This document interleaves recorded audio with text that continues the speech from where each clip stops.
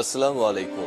সবাইকে স্বাগত জানাচ্ছি। আমি নাসরুল ইসলাম তন্ময়। শুরুতে বিআরবি কেবল সংবাদ শিরোনাম জানিয়ে দেব এই মুহূর্তে হাতে পাওয়া সর্বশেষ গুরুত্বপূর্ণ আপডেট বাংলা সংবাদ। শুরুতেই থাকছে বিএনপির আন্দোলনের হোঁচট খাওয়ার কারণ জানালেন বিএনপির যুগ্ম মহাসচিব ও সাবেক সংসদ সদস্য মোয়াজ্জেম হোসেন আলাল। এবারে জানাবো সরকার ও সরকারের মদতপুষ্টদের আখের গোছানোর জন্য 2024-25 অর্থবছরের প্রস্তাবিত বাজেট পেশ করা হয়েছে বলে অভিযোগ করেছে বাংলাদেশ জামায়াত ইসলামী। জানাবো নতুন সেনাপ্রধান হিসেবে নিয়োগ পেয়েছেন লেফটেন্যান্ট জেনারেল ওয়াকারুজ্জামান। তিনি আগামী 23 জুন থেকে সেনাপ্রধান হিসেবে দায়িত্ব পালন করবেন। এদিকে ধর্ষণ মামলায় গ্রেপ্তার আলোচিত TikToker Prince Mamun. TikToker Laila Akter Farhad নামের এক নারীর ধর্ষণ মামলায় আলোচিত টিকটকার প্রিন্স মামুনকে গ্রেপ্তার করেছে কুমিল্লা পুলিশ। সোমবার রাত 9টার দিকে কুমিল্লা দাউদকান্দি মডেল থানা পুলিশ তাকে গ্রেপ্তার করে। জানিয়ে দেব সড়ক পরিবহন ও সেতুমন্ত্রী ওবায়দুল কাদের স্বাস্থ্য পরীক্ষার জন্য সিঙ্গাপুরে যাচ্ছেন। সড়ক পরিবহন ও সেতু মন্ত্রণালয়ের সিনিয়র তথ্য অফিসার শেখ ওয়ালিদ ফয়েজ স্বাক্ষরিত বিজ্ঞপ্তিতে এ তথ্য জানানো হয়। এবং সর্বশেষ জানাবো আন্তর্জাতিক সংবাদ। নিরাপত্তা পরিষদে পাশ যুদ্ধবিরতির প্রস্তাব। জাতিসংঘ নিরাপত্তা পরিষদে গাজা উপত্যকায় পাশ হওয়া যুদ্ধবিরতি চুক্তির প্রশ্নে ফিলিস্তিনি প্রতিরোধ আন্দোলন হামাস বলছে তারা একে স্বাগত জানাচ্ছে। সোমবার রাতে যুক্তরাষ্ট্রের প্রণীত যুদ্ধবিরতি পরিকল্পনাটি নিরাপত্তা পরিষদে পাশ হয়। এতক্ষণ শিরোনাম শুনছিলেন, এবার বিস্তারিত।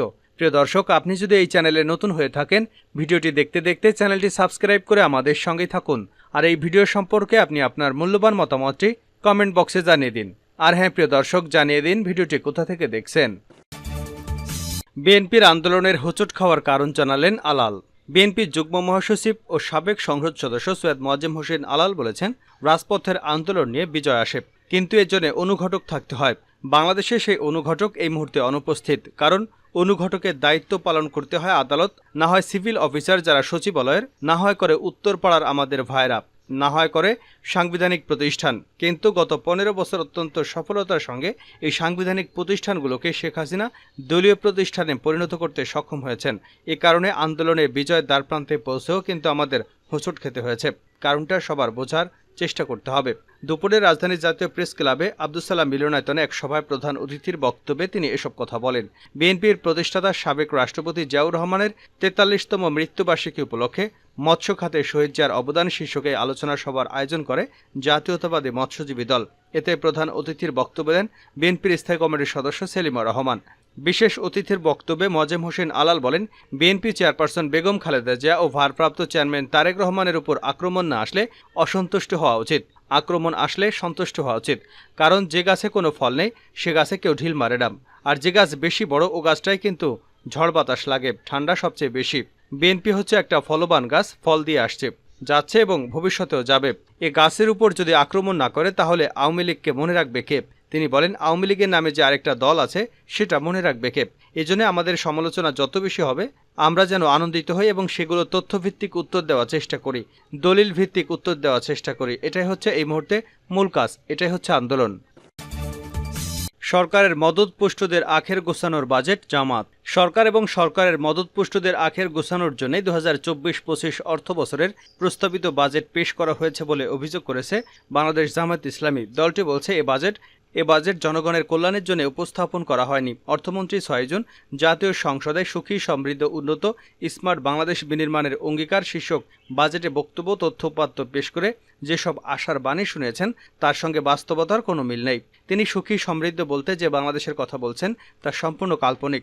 ব্যাংক লুটপাট সহ শেয়ারবাজার কেলেঙ্কারি, বিদেশে অর্থ পাচার, সরকারি পৃষ্ঠপোষকতায় লাগামহীন দুর্নীতির কারণে চরম কষ্টে দিন যাপন করছে। এটাকে সুখী সমৃদ্ধশালী বাংলাদেশ বলা যায় না। সোমবার প্রস্তাবিত বাজেট নিয়ে জামায়াতের প্রতিক্রিয়া জানাতে ভার্চুয়ালি এক সংবাদ সম্মেলনে দলটির সেক্রেটারি জেনারেল অধ্যাপক মিয়া গোলাম পরোয়ার এসব কথা বলেন। তিনি বলেন, বাজেটে 15% কর দিয়ে কালো টাকা সাদা করার সুযোগ দেওয়া হয়েছে। এই সিদ্ধান্ত নৈতিক এবং অর্থনৈতিক কোনো দিক থেকে গ্রহণযোগ্য নয়। অর্থমন্ত্রীর এই পদক্ষেপ সামাজিক ন্যায্যতার দিক থেকে বৈষম্যমূলক। বাজেটে 2,56,000 কোটি টাকা ঋণ নেওয়ার লক্ষ্যমাত্রা ধরা হয়েছে। উল্লেখ করে অধ্যাপক মিয়া গোলাম পরোয়ার বলেন, এই বিশাল ঋণ নির্ভর বাজেট বাস্তবায়ন করা সরকারের পক্ষে কোনোভাবেই সম্ভব না। নতুন সেনাপ্রধান লেফটেন্যান্ট জেনারেল ওয়াকারুজ্জামান। সেনাপ্রধান হিসেবে নিয়োগ পেয়েছেন লেফটেন্যান্ট জেনারেল ওয়াকারুজ্জামান। আগামী 23 জুন তিনি সেনাপ্রধান হিসেবে দায়িত্ব গ্রহণ করবেন। তিনি বর্তমানে সেনাপ্রধান জেনারেল এস এম শফিউদ্দিন আহমেদের স্থলাভিষিক্ত হবেন। মঙ্গলবার আন্তঃবিভাগীয় জনসংযোগ পরিদপ্তর এক বিজ্ঞপ্তিতে এ তথ্য জানিয়েছে। বিজ্ঞপ্তিতে বলা হয়েছে, আগামী 23 জুন বিকাল থেকে BA 2902 lieutenant general Wakeruzzaman ASP SGP PSC chief of general স্টাফকে জেনারেল পদবিতে পদোন্নতি দেওয়া পূর্বক ওই তারিখ বিকেল থেকে 3 বছরের জন্য সেনাবাহিনীর প্রধান পদে নিয়োগ দেওয়া হয়েছে। ধর্ষণ মামলায় গ্রেপ্তার আলোচিত টিকটকার প্রিন্স মামুন।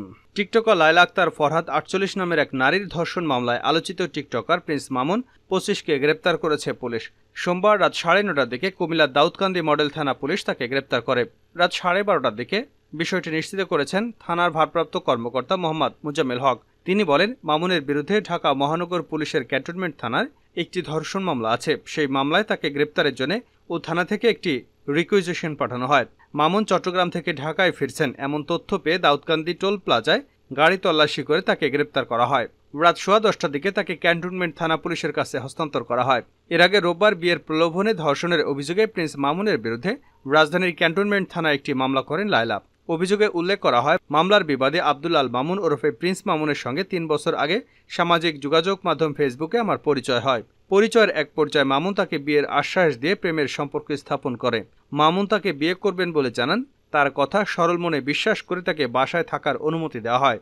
মামলায় অভিযোগ করা হয়, 2022 সালের 7 জানুয়ারি মামুন তার মাকে সঙ্গে নিয়ে আমার বাসায় এসে বসবাস করতে থাকেন। ওই দিন থেকে আমার বাসায় আমার সঙ্গে একই রুমে থাকতে শুরু করেন। বিয়ের প্রলোভন দেখে একাধিকবার শারীরিক সম্পর্ক স্থাপন করেন। মামুন আমার বাসায় থাকার সময় তার বাবা মা মাঝে মধ্যে এখানে এসে বসবাস করতেন। আমি মামুনকে একাধিকবার বিয়ের বিষয়ে বললে বিভিন্ন অজুহাতে সময়ক্ষেপণ করতে থাকেন। এবছরের 14 মার্চ মামুন আবারও ধর্ষণ করেন। পরে বিয়ের বিষয় তাকে বললে ক্ষিপ্ত হয়ে ওঠে, আমাকে বিভিন্ন অশালীন ভাষায় গালিগালাজ করেন। শেষ করছে আন্তর্জাতিক সংবাদ দিয়ে। নিরাপত্তা পরিষদে পাশ যুদ্ধবিরতির প্রস্তাব, এ বিষয়ে যা বলল হামাস। জাতিসংঘ নিরাপত্তা পরিষদে গাজা উপত্যকার পাশ হওয়া যুদ্ধবিরতি চুক্তির প্রশ্নে ফিলিস্তিনি প্রতিরোধ আন্দোলন বলছে তারা একে স্বাগত জানাচ্ছে। সোমবার রাতে যুক্তরাষ্ট্রের প্রণীত যুদ্ধবিরতি পরিকল্পনাটি নিরাপত্তা পরিষদে পাশ হয়। হামাস এক বিবৃতিতে জানায়, আন্দোলনটি নিরাপত্তা পরিষদের প্রস্তাবটি স্বাগত জানায়। আবারও দৃঢ়তার সঙ্গে এসব নীতি বাস্তবায়নের জন্য পরোক্ষ আলোচনায় প্রবেশ করার জন্য ভ্রাতৃপ্রতিম মধ্যস্থতাকারীদের সাথে সহযোগিতার কথা ঘোষণা করেছে। বিবৃতিতে গাজায় স্থায়ী যুদ্ধবিরতি এবং ভূখণ্ডটি থেকে ইসরায়েলি বাহিনীর পূর্ণ প্রত্যাহারের দাবিটির কথা আবারও উল্লেখ করা হয়েছে। মার্কিন প্রস্তাবটি 14-0 পাশ হয়। রাশিয়া ভোটদানে বিরত থাকে। প্রস্তাবটিতে ইসরায়েল এবং হামাসকে কোনো বিলম্ব এবং পূর্ব শর্ত ছাড়া প্রস্তাবের সব পর্ব পুরোপুরি বাস্তবায়ন করার জন্য আহ্বান জানানো হয়। জাতিসংঘের যুক্তরাষ্ট্রের রাষ্ট্রদূত লিন্ডা থমাস গ্রিনফিল্ড ভোটের পরে বলেন, পরিষদ হামাসকে যুদ্ধবিরতি পরিকল্পনা মেনে নেওয়ার জন্য পরিষ্কার বার্তা পাঠিয়েছে। তিনি বলেন, ইসরায়েল পরিকল্পনা গ্রহণ করেছে, যে পরিকল্পনা সারা বিশ্বের দেশগুলো সমর্থন করে। তিনি পরিষদকে বলেন, যুদ্ধ আজকেই শেষ হতে পারে যদি হামাস একই কাজ করে। আমি আবার বলছি, লড়াই আজকেই শেষ হতে পারে। ইসরায়েল এবং হামাস 3 ধাপের যুদ্ধবিরতি পরিকল্পনা গ্রহণ করবে কিনা তা নিয়ে প্রশ্ন উঠেছে। তবে প্রস্তাবের প্রতি জাতিসংঘের সবচেয়ে ক্ষমতাশীল সংস্থার ব্যাপক সমর্থন যুদ্ধবিরতি পরিকল্পনা গ্রহণ দুই পক্ষের উপর বাড়তি চাপ সৃষ্টি করবে। ইসরায়েলের প্রধানমন্ত্রী বেঞ্জামিন নেতানিয়াহু বলেছেন, বাইডেন পরিকল্পনাটির অংশবিশেষ উপস্থাপন করেছেন। তিনি জোর দিয়ে বলেন, হামাসের সামরিক এবং প্রশাসনিক সক্ষমতা সম্পূর্ণ ভেঙে ফেলার আগে স্থায়ী যুদ্ধবিরতি নিয়ে আলোচনা শুরুই করা যাবে না। হামাস এবং ইসলামিক জিহাদ এর নেতারা সোমবার প্রস্তাবিত যুদ্ধবিরতি পরিকল্পনা নিয়ে আলোচনার জন্য কাতারে সমবেত হবেন। বৈঠক শেষে এক বিবৃতিতে তারা বলেন, যে কোনো চুক্তির লক্ষ্য হতে হবে এটি স্থায়ী যুদ্ধবিরতি, গাজা থেকে ইসরায়েলের সামরিক বাহিনীকে পুরোপুরি প্রত্যাহার, ইসরায়েলের গাজায় অবরোধের সমাপ্তি, গাজায় পুনর্নির্মাণ এবং গাজায় পণবন্দি এবং ইসরায়েলি জেলে ফিলিস্তিনিদের বন্দি বিনিময়।